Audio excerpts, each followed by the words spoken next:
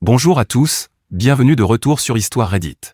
Imaginez un peu, votre mariage s'effondre, votre ex décide que son crush de la salle de sport est en quelque sorte une version améliorée de vous, l'installe chez elle, le présente à votre enfant sans même vous prévenir, et ensuite, elle a l'audace absolue de vous dire que vous n'êtes pas invité à l'anniversaire de votre propre fille. Jean, pardon, quoi? Et le meilleur dans tout ça? Elle pensait vraiment que ça allait passer tranquille. Elle a regardé ce plan et s'est dit, ouais, ça va le faire. Aucun doute. Pendant ce temps, cet homme était assis tranquillement, en train de constituer un dossier. Un vrai dossier. Documenté. Organisé. Prêt. Vous voyez, certaines personnes se mettent en colère et cassent des choses. D'autres se mettent en colère et deviennent stratégiques. Et honnêtement, je ne sais même pas comment me sentir par rapport à tout ce qui s'est passé ensuite, parce que c'est chaotique, c'est satisfaisant, c'est inconfortable, et c'est énorme. Alors, allons-y. Mon ex-femme ne m'a pas laissé assister à l'anniversaire de ma fille pour que son amant puisse prendre ma place, mais j'ai utilisé la fête pour révéler son infidélité et j'ai obtenu la garde complète. Sa sœur m'a contacté et m'a tout raconté directement. Pas de préparation, pas de discussion en douceur, elle m'a simplement dit que sa sœur voyait quelqu'un depuis 7 mois avant même que je demande la séparation. Le gars venait de sa salle de sport. Ça m'a frappé assez violemment en l'écoutant, parce que la chronologie faisait tout s'emboîter de la pire façon possible. Tous ces après-midi où elle disait avoir besoin de temps seul ou qu'elle voyait des amis, cette obsession soudaine pour le sport, les nouveaux vêtements, un parfum différent, tout prenait sens. Je lui ai envoyé un message ce soir-là en détaillant exactement ce que je savais et qui me l'avait dit. Elle s'en est d'abord prise à sa sœur, la traitant de tous les noms. Puis sont venues les excuses sur le fait que, ça s'est juste produit, qu'elle n'avait pas prévu de me faire du mal, et toutes ces choses que seuls les infidèles peuvent dire, parce qu'il n'existe aucune excuse valable pour ce qu'ils ont fait. Je lui ai demandé directement si notre fille connaissait cet homme. Elle a répondu oui, selon elle, c'était différent. Un homme inconnu avait été en contact avec ma fille sans que je le sache ni que j'y consente alors que nous étions encore mariés. J'ai contacté quelqu'un spécialisé dans les affaires familiales et je lui ai tout expliqué. On m'a conseillé de tout documenter, de garder une trace de chaque interaction et de rester calme et posé. L'infidélité en elle-même ne modifierait pas automatiquement les accords de garde, mais si je pouvais prouver que cela affectait notre fille ou révélait un manque de jugement, cela aurait du poids. J'ai commencé à tenir des notes détaillées de tout à partir de ce moment-là. Elle a emménagé assez rapidement avec le gars de la salle de sport. Notre fille a commencé à parler de l'ami de maman, qui avait une grande télévision et la laissait veiller tard. J'ai posé des questions avec précaution, sans que cela paraisse évident. J'ai découvert qu'il était venu plusieurs fois chez elle pendant ses périodes de garde, parfois en restant la nuit. J'ai tout noté. Quand j'ai récupéré ma fille pour ma semaine, elle avait l'air épuisée, je lui ai demandé si elle dormait bien chez sa mère. Elle m'a dit que les murs étaient fins et qu'elle entendait parfois des cris. Chaque détail a été ajouté à mon dossier. L'anniversaire des 8 ans de ma fille approchait, dans quelques mois. Nous avions toujours organisé les fêtes ensemble chaque année depuis sa naissance. Je lui ai envoyé un message pour coordonner les plans. Elle m'a laissé en vue pendant 3 jours. Quand elle a répondu, elle a dit qu'elle s'occuperait de la fête cette année. Je lui ai demandé ce que cela signifiait exactement. Elle a répondu que cela signifiait ce que ça voulait dire, ce qui ne me semblait pas normal, car je voulais aussi participer à l'organisation. Elle m'a demandé de me mettre de côté et de la laisser gérer. Environ une semaine plus tard, j'ai reçu un message avec tous les détails de la fête, la date, l'heure. Le lieu était une aire de jeu intérieure. Puis est venue la partie qui m'a amené ici. Parce que l'infidélité, c'est grave, mais j'ai déjà ça sous contrôle, ma fille est la vraie priorité pour moi. Elle a écrit que c'était son week-end de garde et que je n'étais pas invité. Quand j'ai mentionné que j'étais son père et que je voulais aussi célébrer cette journée avec elle a répondu que je pouvais le faire pendant mon propre temps avec elle. Elle ne pouvait pas m'interdire l'anniversaire de ma propre fille. Je comprends que les parents aient des accords de garde, mais j'essayais de rendre le divorce aussi pacifique que possible, malgré ce qu'elle avait fait. Se montrer mesquin le jour de l'anniversaire de notre fille n'était pas quelque chose que j'allais accepter. Elle a aussi menacé que si je venais, elle me ferait expulser. Je n'avais jamais manqué un seul anniversaire, mais pour mon ex-femme, il y a toujours une première fois à tout. J'ai appelé ma fille quelques jours plus tard, juste pour savoir comment elle allait. Je lui ai demandé ce qu'elle voulait pour son anniversaire. Elle est restée silencieuse, puis m'a demandé pourquoi je ne venais pas à sa fête, parce que c'était ce qu'elle voulait. Mon ex-femme lui avait déjà dit que je ne viendrais pas.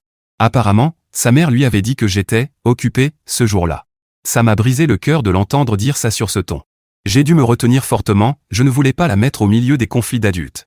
Je l'ai simplement rassurée en lui disant de ne pas s'inquiéter, que je l'aimais très fort et que je trouverais une solution. Je n'allais pas accepter ça et rester les bras croisés alors que ma fille voulait que je sois présent à son anniversaire. Si mon ex-femme voulait jouer, très bien. J'ai engagé quelqu'un pour enquêter sur le gars de la salle de sport. Vérification complète des antécédents, analyse des réseaux sociaux, tout. Ça m'a coûté une certaine somme, mais j'avais besoin de savoir qui était en contact avec ma fille. Le rapport est revenu avec des éléments intéressants. 2 infractions pour conduite en état d'ivresse datant d'environ 6 ans. Rien de récent, mais quand même préoccupant. Il avait aussi une ex qui avait demandé une ordonnance d'éloignement, ensuite retirée. Ses réseaux sociaux étaient entièrement publics. Beaucoup de photos de soirées avec de l'alcool dans presque toutes. J'ai fait des captures d'écran de tout. Lors d'un appel vidéo avec ma fille, elle a mentionné que l'ami de maman devenait très bruyant quand il buvait. Je lui ai demandé de m'en dire plus. Elle a dit qu'il parlait très fort et utilisait de gros mots. Je lui ai demandé quels mots. Elle n'a pas voulu les répéter, disant seulement que sa mère lui avait interdit de les dire. Cette conversation a été ajoutée à mon dossier grandissant. J'ai essayé une dernière fois d'être raisonnable. Je lui ai envoyé un long message expliquant ce que j'avais discuté avec ma fille, que c'était sa fête et que nous devrions mettre nos problèmes de côté pour une journée. Sa réponse a été que j'avais perdu ce droit de faire des demandes lorsque j'avais demandé le divorce. Pour mémoire, je suis parti parce qu'elle avait couché avec un autre homme et l'avait même présenté à notre fille avant que je ne le découvre, mais elle a omis ce détail parce que, évidemment, ça ne la mettait pas en valeur. Malgré tout, je lui ai laissé cette chance de faire les choses correctement, au moins pour sa fille, celle dont elle ne semblait pas tant se soucier, et elle l'a complètement gâchée. Elle a publié sur les réseaux sociaux à propos de l'organisation de la fête, très enthousiaste à propos du lieu et du thème. Ses amis ont commenté en disant quelle mère incroyable elle était. Je ne sais pas s'il connaissait toute l'histoire ou s'il la défendait simplement en tant qu'ami. Ma fille m'a de nouveau demandé pourquoi je ne pouvais pas venir, cette fois, elle pleurait. J'ai essayé de la rassurer, mais sa mère continuait d'insister sur le fait que je ne viendrais pas, comme si elle prenait plaisir à la faire souffrir juste pour me blesser. Je lui ai dit la vérité d'une manière qu'elle pouvait comprendre, que sa mère et moi n'étions pas d'accord à ce sujet, mais que je célébrerais quand même avec elle. Elle m'a demandé si je ne l'aimais plus. C'est à ce moment-là que j'ai pris ma décision, j'irai à cette fête, qu'elle le veuille ou non. Ma fille ne devait pas souffrir parce que sa mère voulait être mesquine et vindicative. J'ai envoyé un message disant que je serais présent. Elle a répondu en demandant si je voulais voir ce qui allait arriver, mais je n'ai pas répondu. Je suis allé sur le lieu environ une semaine avant la fête, j'ai parlé aux responsables, expliqué la situation, montré ma pièce d'identité et demandé quelle était leur politique si je me présentais. Ils m'ont dit que tant que je ne causais pas de troubles, ils ne pouvaient pas me faire partir d'un lieu public. Elle n'avait pas loué tout l'établissement, seulement réservé une zone pour la fête. C'était tout ce que j'avais besoin de savoir. Elle a envoyé un autre message de menace. Elle a dit qu'elle me prévenait pour que je ne m'humilie pas. Je n'ai pas répondu, je l'ai laissé se demander ce que j'allais faire. Le jour de la fête, je suis arrivé tôt sur les lieux. J'étais bien habillé, j'avais apporté un cadeau emballé, et j'avais mon dossier de preuves verrouillé dans ma voiture au cas où les choses tourneraient mal. Le gars de la salle de sport était déjà là, en train d'aider à installer les décorations. C'était la première fois que je le voyais en personne. Il m'a regardé, puis a immédiatement détourné les yeux pour aller la chercher. Mon ex-femme est arrivée furieuse quelques secondes plus tard et a commencé à me dire de partir. Je suis resté calme, j'ai dit que j'étais là pour ma fille. Elle a menacé d'appeler la sécurité. Je lui ai dit d'y aller. Le responsable du lieu est passé juste à côté, nous a vu discuter, et m'a fait un léger signe de tête. Mon ex a remarqué cet échange et son visage est devenu rouge. Les enfants ont commencé à arriver à l'heure. Ma fille est entrée en courant avec une de ses amies, m'a vu debout là, et son visage s'est illuminé. Elle a couru vers moi et m'a serré très fort dans ses bras, elle m'a demandé si j'allais vraiment rester pour la fête. J'ai dit bien sûr. La fête a commencé. Je suis resté plutôt en retrait. J'étais là pour ma fille, mais même si j'avais envie de détruire mon ex-femme, je n'allais pas gâcher ce moment pour ma fille, sauf si c'était nécessaire. Certains autres parents m'ont salué, bien que plusieurs semblaient mal à l'aise face à la tension évidente dans la pièce. Le gars de la salle essayait sans cesse de jouer au « papa », organiser les jeux, prendre des photos, être excessivement enthousiaste pour tout. C'était assez embarrassant à regarder, comme s'il était en compétition avec moi. À un moment, j'ai dû lui dire d'arrêter, parce que ça n'allait pas bien finir. Le moment du gâteau est arrivé et tout le monde s'est rassemblé dans l'espace de fête. Sa mère avait placé le gars de la salle juste à côté d'elle, comme si elle voulait aussi me remplacer. Ma fille regardait sans cesse entre l'endroit où j'étais et celui où il se trouvait. Les autres parents faisaient ce truc gênant où personne ne sait vraiment où regarder. Ils ont apporté le gâteau et elle a commencé un discours sur le fait que cette année était spéciale, qu'il s'agissait de nouveau départ et tout ce genre de bêtises. Je sentais ma mâchoire se crisper. Puis elle a mentionné quelque chose à propos des personnes qui comptent vraiment, étant présentes, juste à côté d'elle, alors que j'étais à 5 mètres. Jusque-là, la fête se passait bien, juste quelques regards entre nous trois, mais ma fille s'amusait avec ses amis. Jusqu'à ce que mon ex dise que tout ne pouvait pas être parfait, parce que j'étais là, déterminé à gâcher le moment, pour ma fille. Puisque ma présence n'était pas désirée par elle et son compagnon, la fête était gâchée pour tout le monde. Cela a fait pleurer ma fille, parce que l'ambiance a été complètement ruinée par le petit discours de mon ex. Je n'en pouvais plus. Si je ne venais pas à l'anniversaire, ma fille pleurait, si je venais, elle pleurait aussi. Tout ça à cause de mon ex et de son fantasme de transformer son amant en père pendant quelques heures. C'en était trop, je suis allé à ma voiture et j'ai pris le dossier. Je suis revenu à l'intérieur et j'ai attendu qu'elle termine son discours. Puis ce fut à mon tour de dire quelques mots à tout le monde. J'ai dit, puisqu'on parle de gâcher les choses, peut-être devrions-nous parler de la façon dont toute cette situation a réellement commencé. Toute la couleur a quitté son visage, et j'ai expliqué calmement que pendant que nous étions encore mariés, elle avait eu une liaison avec l'homme à côté d'elle, celui qui voulait maintenant jouer au papa, que cela durait depuis des mois avant notre séparation et qu'elle l'avait présenté à notre fille sans que je le sache ni que je donne mon accord en tant que père. Elle a essayé de m'interrompre en disant que ce n'était ni le moment ni le lieu. J'étais d'accord avec elle, ce n'était ni le moment ni le lieu. Et c'est justement ce que j'avais essayé de faire, garder tout pour moi et ne pas mettre mon poing dans la figure de ce type, juste pour ma fille. Mais elle a décidé d'utiliser notre fille tout ce temps, même pendant sa fête d'anniversaire, et je n'allais pas rester silencieux. Ensuite, j'ai sorti les pages imprimées du rapport. J'ai lu son historique à voix haute. Conduite en état d'ivresse, ordonnance restrictive déposée. Le gars de la salle a fait un pas en avant, comme s'il allait faire quelque chose. J'imagine qu'il voulait paraître intimidant sans avoir à réellement l'être. Je n'ai pas bougé d'un centimètre, ce qui l'a fait passer pour quelqu'un de faible qui n'a que des muscles.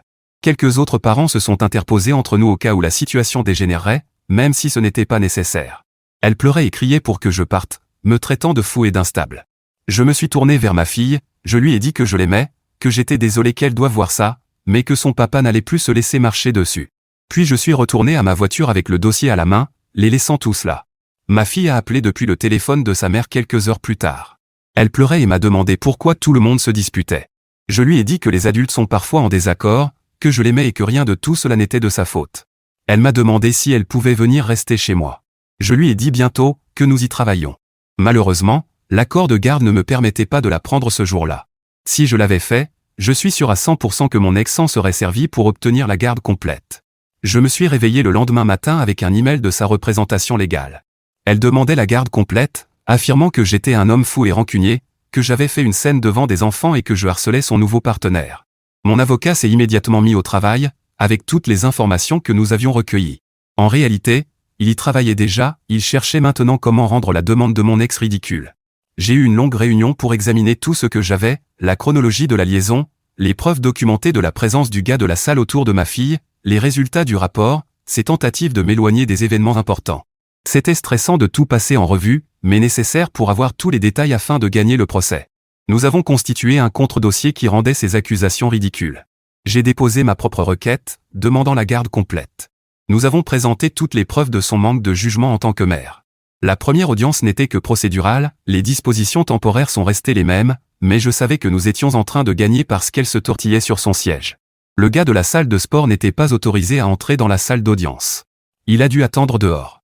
Pendant mon temps de garde, ma fille m'a dit qu'elle n'aimait pas rester dans la nouvelle maison de sa mère, que les choses avaient empiré. J'ai demandé à mon avocat d'essayer d'accélérer la procédure, je voulais la sortir de là, mais la seule chose qui aurait permis de modifier l'accord de garde aurait été un acte de violence envers ma fille. Ma fille disait que le gars de la salle la mettait mal à l'aise quand il buvait, mais pour mon avocat, c'était difficile à prouver. Je lui ai demandé très prudemment s'il avait déjà fait quelque chose directement envers elle, mais elle a dit non, elle n'aimait simplement pas la façon dont il parlait à sa mère ni son comportement. J'ai reçu un appel de l'école de ma fille. Elle avait eu des actes d'indiscipline. Rien de grave, mais elle pleurait en classe au lieu de faire ses devoirs, ce qui était considéré comme de l'indiscipline. Le conseiller scolaire voulait rencontrer les deux parents, ce qui me semblait parfait pour discuter de ce qui se passait. Mon ex a mis du temps à répondre au rendez-vous, essayant peut-être de l'éviter, mais ils ont insisté jusqu'à ce qu'elle n'ait plus le choix. Et lorsque nous avons enfin eu la réunion, elle a amené son amant parce qu'elle considérait qu'il était le nouveau papa et qu'il devait être présent. Il a dû attendre sur le parking, l'école n'était pas disposée à tolérer ces absurdités. Le conseiller a exposé toute la situation. Contrairement au premier appel où il parlait d'indiscipline, le conseiller avait un autre point de vue. Notre fille montrait des signes évidents de stress et d'anxiété. Il a également mentionné ce dont elle lui avait parlé, des disputes bruyantes à la maison de sa mère et une confusion quant à sa place. Sa mère a essayé de tout me reprocher, ainsi que l'incident de la fête d'anniversaire. Mais d'après les échanges entre le conseiller et ma fille, cela durait depuis bien avant. La deuxième audience avait un véritable poids et nous avons pu présenter de nombreuses preuves. En réalité, les deux parties l'ont fait, même si mon ex n'avait pas grand-chose. Nous avons notamment utilisé une lettre écrite du conseiller scolaire pour renforcer mon dossier. Elle ne me soutenait pas directement, mais elle expliquait ce qui ressortait de ses discussions avec ma fille. L'attitude de mon ex-femme a complètement changé après cette audience. Elle savait qu'elle perdait du terrain, Alors elle a commencé à essayer de négocier par l'intermédiaire de ses avocats. Elle voulait régler l'affaire sans aller jusqu'à un procès complet pour la garde, elle voulait un accord informel. J'ai préféré refuser, parce que je ne voulais pas d'un accord, je voulais la garde complète. De plus, si ce n'est pas écrit officiellement, je ne sais pas combien de temps il lui faudrait pour ne pas respecter un accord verbal. L'engagement de fidélité qu'elle avait accepté lors de notre mariage, elle l'a rompu sans difficulté, celui-ci ne lui coûterait pas grand-chose non plus. Le tribunal a désigné un enquêteur pour évaluer les 2 domiciles. J'ai veillé à ce que mon logement soit impeccable, j'avais préparé une chambre parfaite pour ma fille avec tout ce dont elle avait besoin, j'ai pleinement coopéré à toutes les questions posées. La visite chez mon ex, avec le gars, ne s'est pas très bien passée. Je ne lui en veux pas, mon logement était déjà prêt avant même de savoir qu'il y aurait une visite, cela doit être difficile de tout rendre présentable à la dernière minute. Le gars de la salle était présent et, apparemment, il est devenu sur la défensive lorsqu'on l'a interrogé sur son rôle. Le rapport préliminaire de l'évaluation du domicile était très positif pour mon environnement. Il indiquait que ma fille avait son propre espace et que j'étais engagé et prêt pour une parentalité à temps plein. Le rapport concernant son domicile mentionnait des inquiétudes quant à la stabilité, notamment en raison de la présence de son compagnon au passé douteux. 2 jours plus tard, la décision est tombée. J'ai obtenu la garde complète, et elle bénéficie de visites supervisées jusqu'à ce qu'elle puisse prouver qu'elle prend de meilleures décisions en tant que mère. J'aimerais pouvoir dire que je suis heureux de cet arrangement, mais ce n'est pas le cas. Je ne pense pas que retirer un enfant à sa mère soit une chose positive. Le problème, c'est le type de mère dont il est question, et je sais que c'est la bonne décision. J'aimerais simplement que sa mère soit une personne capable de prendre de bonnes décisions, et non pas celle qu'elle est devenue. Mais en même temps, je ne peux pas attendre de bonnes décisions de quelqu'un d'infidèle. Si mon ex réfléchissait avant d'agir, nous ne serions pas divorcés, du moins pas pour une infidélité. Eddie, je n'ai pas parlé du divorce, je ne pense pas que cela en vaille la peine. Juste des choses normales et ennuyeuses liées à un divorce. Mise à jour 1. Le premier post a été publié environ une semaine après avoir obtenu la décision de garde. J'étais partagé à 50-50e entre le fait qu'il y aurait encore des choses à vous raconter ou que ce serait tout. J'ai pris soin de répondre à certaines questions dans les commentaires, au cas où je n'aurais pas à revenir. Mais mon histoire ne semble pas être celle d'un seul post. Ma fille va bien, elle a déjà fini de déplacer la plupart de ses affaires chez moi. Je ne sais pas si elle est heureuse, elle a beaucoup de choses à digérer, mais je la vois soulagée de ne pas avoir à retourner chez sa mère. Il y avait quelque chose chez ma fille quand mon temps touchait à sa fin et que je devais la ramener là-bas. Elle m'a demandé si sa mère était en colère contre elle parce que, pendant le procès, il semble qu'elle l'ait beaucoup interrogée pour « avoir pris mon parti », entre guillemets. Elle n'était pas de mon côté, elle se sentait simplement en insécurité en vivant avec le gars de la salle de sport. On en a parlé et ça s'est bien passé, même si elle aurait probablement besoin de quelqu'un dont c'est le métier de parler de ce genre de choses, et pas d'un idiot comme moi. La première visite supervisée a eu lieu quelques jours après mon poste. Le gars de la salle de sport était assis sur le siège passager de la voiture, mais il n'est pas sorti. Il n'a pas le droit d'être là. Ma fille m'a serré très fort dans ses bras avant que je la laisse partir. Quand je suis allé la récupérer plus tard, elle est restée silencieuse tout le trajet. Finalement, elle m'a avoué que sa mère avait beaucoup pleuré pendant la rencontre et n'arrêtait pas de dire que j'avais tout détruit, que j'avais ruiné sa famille. 8 ans, et on lui mettait déjà ce genre d'absurdité dans la tête. Sa sœur m'a recontacté. Celle qui m'avait initialement parlé de la liaison m'a dit qu'elle avait coupé les ponts avec elle. Apparemment, la famille se fracturait à cause de toute cette situation, parce qu'elle continuait à se poser en victime et refusait d'assumer ses responsabilités. Je pense que sa famille proche, mes anciens beaux-parents, n'est pas contente de mon ex, mais ils sont peut-être aussi divisés. Ils étaient présents à la fête d'anniversaire, et même si je ne leur ai pas parlé après avoir tout révélé, je pense qu'ils n'étaient pas satisfaits de son comportement. Ils savaient pour l'infidélité, mais pas avec autant de détails, et ils ignoraient ce qu'elle avait fait pour l'anniversaire, le fait de m'empêcher d'y assister. L'école a commencé et j'ai géré toute l'inscription, rencontré chaque enseignant, organisé les routines du matin et du soir, acheté les fournitures, tout. Elle était en copie de chaque email et formulaire conformément à l'accord de garde, mais elle n'a répondu à rien et n'a assisté à aucun événement d'orientation. Elle peut être impliquée, c'est juste qu'elle ne peut pas voir notre fille sans une personne désignée par le tribunal. Plus tard, l'école organisait un festival d'automne. C'est un grand événement où tous les parents viennent participer à des activités avec les enfants. Elle avait réussi à obtenir une autorisation spéciale, mais elle est arrivée en retard et avec le gars de la salle de sport derrière elle. J'aimerais dire que j'ai pris les choses en main pour le faire partir, ce que j'aurais fait avec plaisir, mais l'école était déjà au courant de la situation. Ils avaient reçu une copie de l'autorisation spéciale, qui disait clairement « pas de gars de la salle de sport », et ils lui ont demandé de partir. Ils ont expliqué qu'ils n'allaient pas signaler qu'elle l'avait amené, mais qu'il devait partir immédiatement. Elle ne voulait pas le faire, pour une raison que le personnel ne m'a pas précisée, mais je suis sûr qu'il y a eu des insultes et une attitude arrogante de la part de mon ex. Pour cette raison, l'école a fait un rapport sur ce qui s'était passé et elle a dû partir. Elle ne voulait pas, mais ils allaient appeler la police. Le reste du temps s'est bien passé, je suppose. Ma fille n'a pas été dérangée par le départ de sa mère, puisqu'elle avait causé un scandale. Puis les visites supervisées manquées ont commencé. Elle a manqué 3 visites en 2 mois. À la 3e, ma fille ne voulait même plus y aller. Jusque-là, ça ne la dérangeait pas de voir sa mère en dehors de la maison du gars, mais quand on est rejeté autant de fois, on préfère éviter. Cette 3e fois, j'ai dû lui expliquer que l'ordonnance du tribunal exigeait qu'elle y assiste. Si je refusais, même si c'était par respect pour le souhait de ma fille, il pourrait me retirer la garde. Je ne pense pas qu'il la donnerait à mon ex-femme, mais je n'allais pas prendre ce risque. Cependant, la 3e fois a été décisive et j'ai déposé une requête pour supprimer ses visites. Nous avons utilisé son manque d'intérêt pour ses rendez-vous, ainsi que l'incident à l'école, qui n'avait pas eu de conséquences très graves, probablement qu'elle ne recevrait plus d'autorisation spéciale.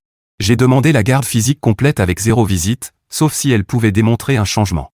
Sa réponse n'est pas venue avec un avocat, mais avec mon ex qui s'est présenté chez moi à l'improviste. Elle s'est mise à frapper à la porte d'entrée en disant que je n'allais pas lui enlever la possibilité de voir sa fille. Je n'ai pas ouvert. Je lui ai répondu via le système de caméra qu'il était un peu tard pour s'en inquiéter, qu'elle aurait dû y penser avant. Encore une fois, ce n'est pas le point fort de mon ex. Elle est restée là à crier devant la caméra pendant une bonne dizaine de minutes. Tout a été enregistré et sauvegardé. Cette visite non annoncée violait d'ailleurs l'accord de garde en vigueur. Thanksgiving est arrivé, et cette année, je voulais faire quelque chose de spécial. Nous avons passé une journée tranquille, juste nous deux avec quelques amis proches. Mon ex a essayé d'appeler 17 fois dans la journée, mais j'ai laissé tous les appels aller sur la messagerie, parce que rien de ce qu'elle aurait pu dire n'aurait été intéressant. Je ne me trompais pas. L'audience de modification a eu lieu à la fin du mois. Cette fois, elle s'est présentée seule, sans le gars de la salle de sport. Elle a essayé d'affirmer qu'elle traversait des problèmes de santé mentale et qu'elle avait besoin de temps pour s'adapter à la nouvelle situation. Cependant, le prétendu rapport médical censé appuyer cela n'était pas très solide. Nous n'avons même pas eu besoin d'analyser les preuves. Le juge lui a dit que ce n'était pas suffisant pour modifier l'accord et que la prochaine fois, elle devrait être mieux préparée. J'ai comme l'impression qu'il n'y aura pas de prochaine fois. Je pense qu'elle veut seulement que les apparences soient sauves. Elle avait déjà mauvaise image pendant le divorce, puisque tout le monde sait qu'elle a été infidèle. C'est pour ça qu'elle veut imposer ce récit du gars de la salle de sport comme étant un bon père, c'est pour ça qu'elle veut la garde de notre fille. J'aimerais qu'elle le fasse parce qu'elle s'intéresse vraiment à sa fille, parce qu'elle veut être présente dans sa vie et la voir heureuse. Mais si quelque chose a été prouvé tout ce temps, c'est que ce n'est pas le cas. Je ne sais absolument rien du gars de la salle de sport, et ça ne m'intéresse pas non plus.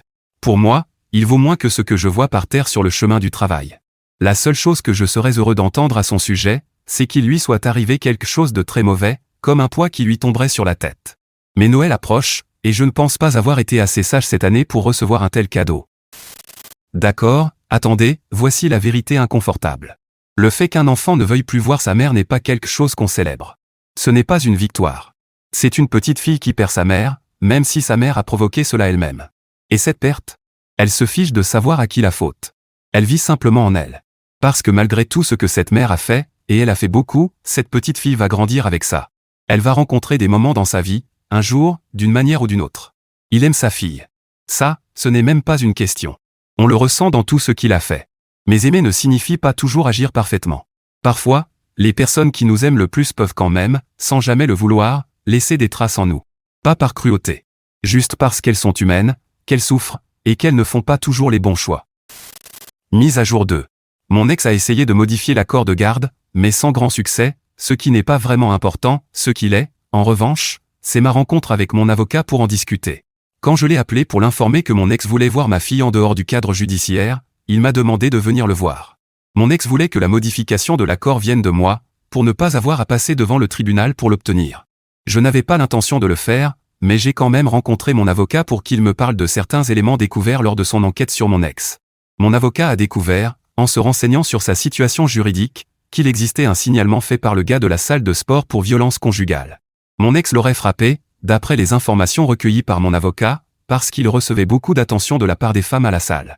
Le dossier ne le précise pas, mais il est probable qu'il ait lui aussi été infidèle.